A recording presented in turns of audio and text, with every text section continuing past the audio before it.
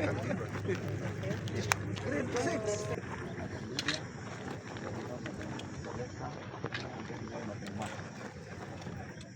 this is the thing that we celebrate. We have only three. All others.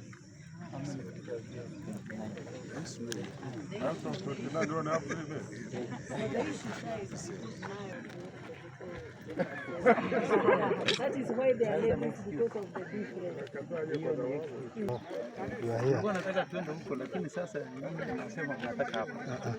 This school is quite a big school, and it is hosting the whole of this community. We have almost, we have 1,000, we shall be having 1,200, no, 800, we shall be having 600 candidates or 600 students in junior school. We have 200 in grade 6 who are going to grade 7, another 200 in grade 7 going to grade 8, another 200 in grade 8 going to grade 9. So from that you can see that this is a big school. Usually how we engage with our discipline forces, mainly the military, is that the schools within which they host, and we have quite a number of them, is that 80% of the students in those particular environment would be children of military officers. But this one is almost a converse. 80% of the children in these schools, this one and the other one, are from the local community. And therefore we would want to most sincerely thank the military for supporting this community to be able to acquire quality education in a quality environment. Today we were here to monitor the progress of the classrooms for grade 9. We are doing 4 classrooms in this school. 1 has already been done. 3 more will be done shortly because, as I said, we have 200 students who are going to grade 9. Therefore, on an average of 50 children per class, we need 4 classrooms in this school. Our colleagues from the DOD, from the Department of Defense, have given us assurance, and we know they have that capacity to be able to deliver on those 3 classrooms within the next 5 weeks. So we shall be back here just before the schools open to come and commission the 4 classrooms that we require in this school. The head teacher has also confirmed to us that they have received the necessary books, the textbooks that they'll use for grade 9. All our children will get a book for every learning area. We have 9 learning areas, so kids will get 9 books. That's a book per learning area. And as already said, the books have started arriving. And the schools have received their books. I have been in a number of schools today, and I have seen the work that is going on there. So once again, I would want to thank all of us and give you the assurance. I'm with the County Director of Teacher Management, and we are also making critical progress in getting teachers so that come next year when our kids go to grade 9, we shall be having teachers who will be able to handle these kids. We are at the tail end of recruiting 20,000 intern teachers. We are also at the tail end of concluding the process of converting the 46,000 intern teachers who have been there for the last 2 years into permanent and pensionable. And there is also an exercise that is going on that the Teacher Service Commission is currently carrying out, making an assessment of those teachers who are teaching in the primary schools and who may be able to support us in teaching junior school. And by the time we open school in January, we shall be having more than 90,000 teachers teaching at our junior school level. And we shall progressively be growing into the numbers that we require to stabilize the junior school. We have also just concluded doing guidelines for placement to grade 10. We have also done guidelines for management of senior school. In January, we shall be having stakeholder engagement so that our stakeholders can go through these guidelines and give their comments. And as we can see, we are in a military barracks because this school is inside here. So they are also critical stakeholders. They are part of the stakeholders who will be going through those guidelines to be able to support us in coming out with guidelines that will support all of us in running our schools in the country and some of the schools that are in an environment like this one, which requires slightly sometimes a different approach from our regular schools, which would be outside.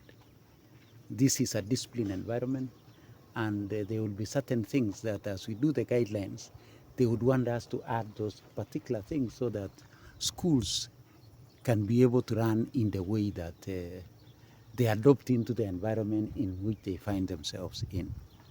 So come January, we are ready to receive our grade 9.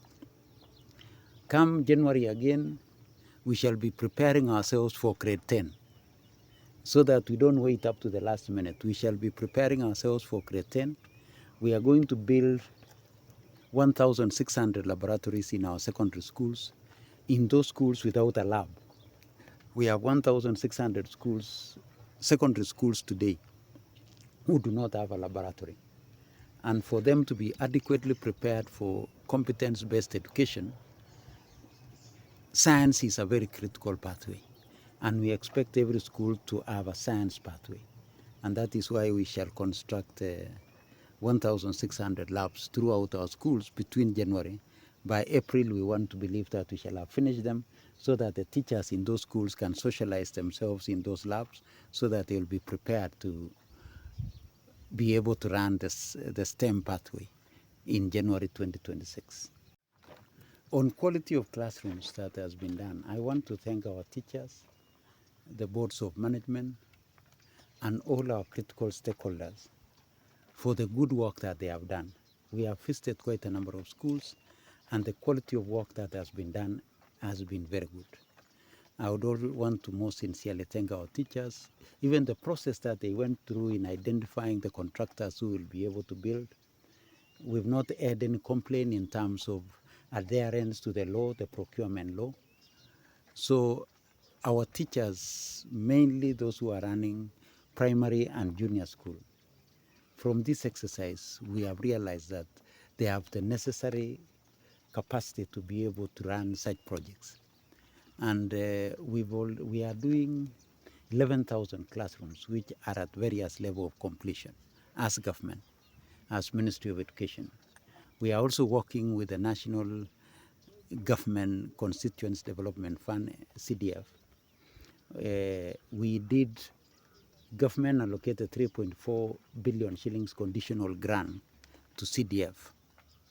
And what was expected of CDF is that they were going to match.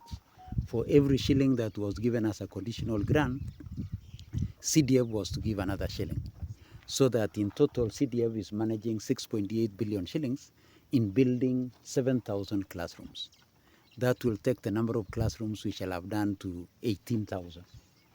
We are still monitoring because there are some schools with a smaller number of kids, up to 10, 12. So we are also going to give them a classroom.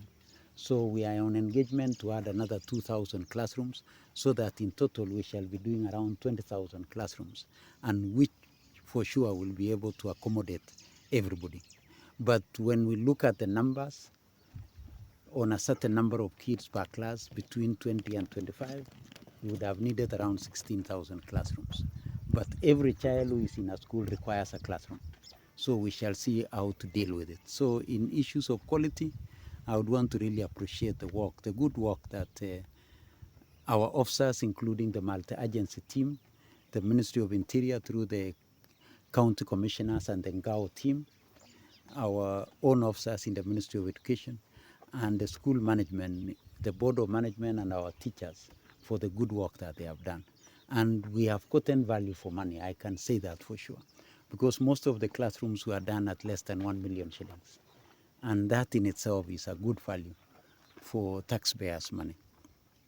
On the question of where the grade 9 will be domiciled, I think it was an answer was given by Kenyans. When the Presidential Working Party that was appointed by His Excellency in September 2022 went round the country, and they went to all our counties to get the views of Kenyans. Kenyans were unanimous at 93% that they wanted junior school domiciled in our primary schools. and for good reason, because competence-based education requires a lot of parental engagement. Almost 97% of our primary schools are day schools, meaning that kids will be able to go home. They get an opportunity to engage with the parents. So we've been running programs to empower parents to be able to work with their children through this journey of learning. And personally, I believe that was the right decision by Kenyans, because our children needs to have a relationship with their parents, because our parents are the first teachers, and it is critical that we learn from them that which we cannot learn in a classroom. So it was conclusively said that we domicile junior school in our primary schools, and that is what we cannot go contrary to what the Kenyan people told us.